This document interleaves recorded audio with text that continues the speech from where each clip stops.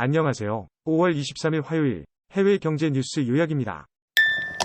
미국 연방준비제도이길 원화를 비롯한 금리 영향을 미치는 국제경제 상황을 주시하여 2명의 경제 전문가가 금리 인상을 더 지지한다는 뉴스입니다. 현재 인플레이션이 2% 목표를 웃도는 수준이므로 인플레이션 완화를 위해 금리를 높이는 결정을 내릴 수 있다는 발언을 했다고 합니다.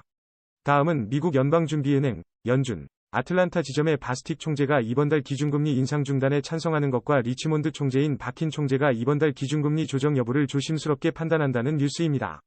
현재 시장 전망은 6월 연준 회의에서 기준금리가 올라갈 확률을 약 29%로 예측하고 있습니다.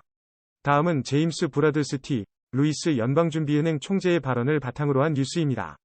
그는 물가 상승을 억제하기 위해 올해 이번 더 금리 인상이 필요할 것으로 예상된다며 어디쯤 이루어질지 모르겠으나 이번에 내에 2번 이상 인상될 가능성이 높다고 말했습니다. 그는 2023년 기준금리를 결정하는 정책위원회에서 투표권이 없습니다. 다음은 연준 미네소타 지사의 발언에 따른 뉴스입니다.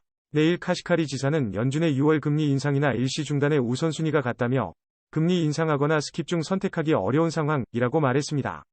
금융시장 부실 리스크가 고작 활발하게 전개되면 가격 상승 압력이 완화될 수 있다며 다른 몇몇 연준 의원들은 지속적인 금리 인상이 필요하다고 말하고 있죠.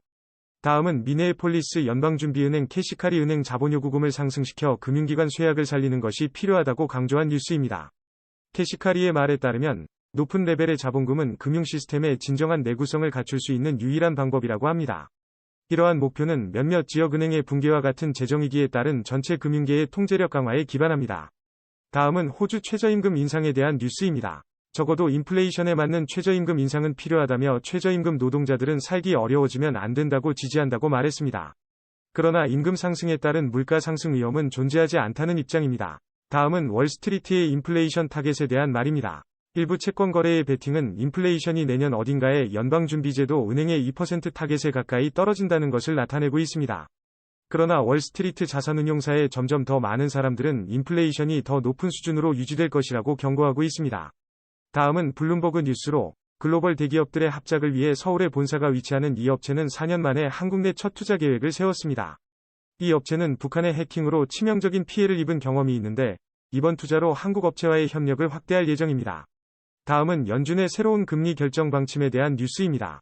연준 조정은 미국 은행 위기 이후 16년간 금리가 가장 높은 수준으로 상승된 후 매회마다 결정될 예정입니다. 이에 따라 인플레이션이 미 연방준비제도 위 2% 목표를 웃더라도 이전만큼 금리가 오를 필요는 없을 것입니다. 다음은 블룸버그에서 발표한 미국 경제 멘트입니다. 70명의 경제학자들이 참여한 블룸버그의 최신 월간 조사에 따르면 경제 성장률은 금년 2분기 0.5%를 기록할 것으로 예상됩니다. 예상보다는 높아졌지만 1분기 대비 확연히 더 떨어질 전망입니다. 경제학자들은 이로 인해 2023년 하반기 경기 후퇴와 경기 침체가 예상되며 제조업을 포함한 민간 투자를 등을 약화시킬 것이라 말합니다. 그럼 오늘의 요약을 마칩니다. 감사합니다.